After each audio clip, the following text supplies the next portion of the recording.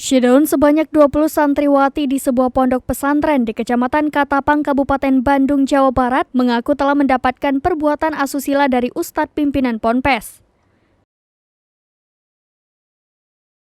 Meskipun mendapat perlakuan yang tidak menyenangkan, para santriwati itu enggan melaporkan ke kepolisian. Hingga pada akhirnya, seorang santriwati memberanikan diri melapor tindakan cabul tersebut kepada kepolisian. Terhadap laporan tersebut, Polresta Bandung membenarkan adanya pencabulan yang dilakukan oleh pimpinan pesantren yang berada di kawasan Kecamatan Katapang, Kabupaten Bandung. Menurut pengakuan para korban, ustadz tersebut telah melakukan perbuatan pelecehan seksual sejak 2016.